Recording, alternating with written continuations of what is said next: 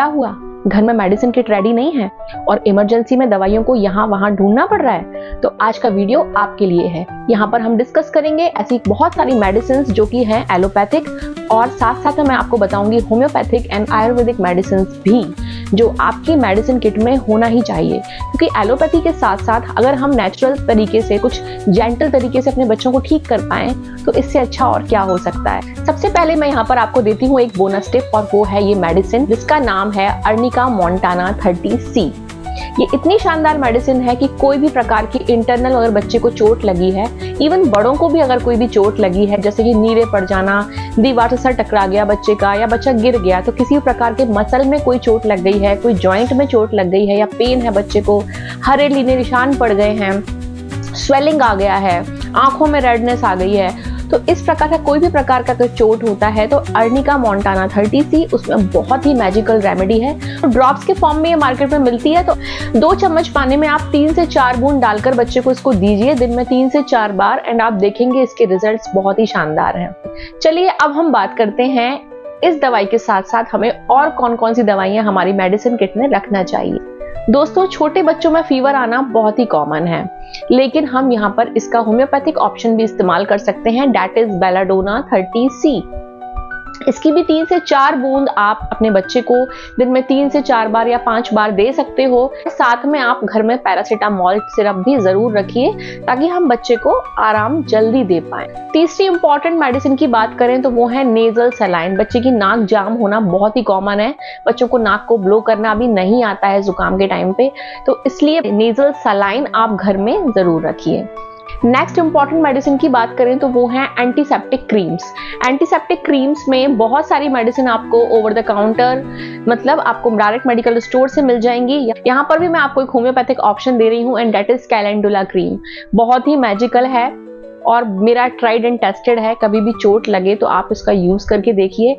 And अगर बच्चे के आपको डायपर रैश हो गया है, उस केस में भी ये बहुत ही मैजिकली असर करती है, तो ये भी आप एक एज अ ऑप्शन अपने मेडिसिन किट में रख सकते हैं। अगला है कफ एंड कोल्ड सिरप्स। यहाँ पर आपको बहुत सारे होम्योपैथिक मेडिसिन ऑप्शन भी मिल जाएंगे, और साथ में मैं यहाँ पर अपने बच्चे को सर्दियों के मौसम में स्पेशली सीतोपलादी चूर्ण अपने बच्चे को जरूर देती हूँ। इससे सर्दी जो जुकाम का जो प्रॉब्लम है वो बहुत ही जल्दी बच्चे का मेरे ठीक हो जाता है। इसको मैं अपने बच्चे को शहद के साथ देती हूँ और ये भी बहुत ही इफेक्टिव है। आपको ये 1 दिन के अंदर अंदर उसके असर आपको मालूम चल जाएंगे, ये इतना इफेक्टिव है। साथ में अगर आप एलोपैथिक ऑप्शन रख रहे हैं तो डॉक्टर से जरूर पूछिए कि बच्चों के लिए सेफ वाली कफ सिरप कौन सी है, क्योंकि कई सारे कॉम्बिनेशंस कफ सिरप में आते हैं जो लॉन्ग टर्म में बेबी के लिए सेफ नहीं होते हैं। लेकिन मैं आपको ये बताना चाहती हूँ कि जो बेबीज के लिए सेफ हैं या बच्चों के लिए सेफ हैं, वही वाले आपको कफ सिरप्स डॉक्टर से प्रिस्क्राइब करवा के अपने पास रखना चाहिए।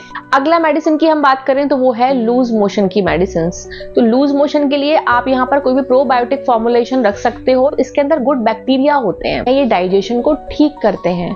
तो जब हम ये प्रोबायोटिक फॉर्मुलेशन लेते हैं तो हमारी गट हेल्थ को ये इम्प्रूव करता है। और ये ड्रॉप्स के फॉर्म में भी आते हैं, पाउडर के फॉर्म में भी आते हैं, एंड लिक्विड के फॉर्म में भी आते हैं।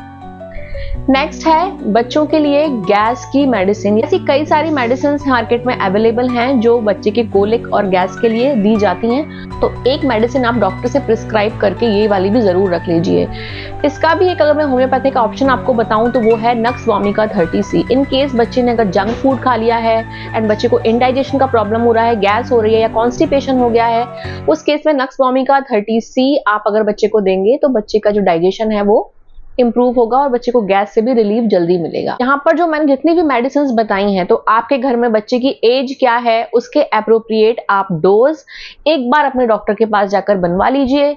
आपके डॉक्टर जितना बताएंगे उस मेडिसिन उसके हिसाब से फिर आप अपने बच्चे को जब भी कोई इमरजेंसी होती है तो उतना ही क्वांटिटी में आपको वो डोज अपने बच्चे को देना है।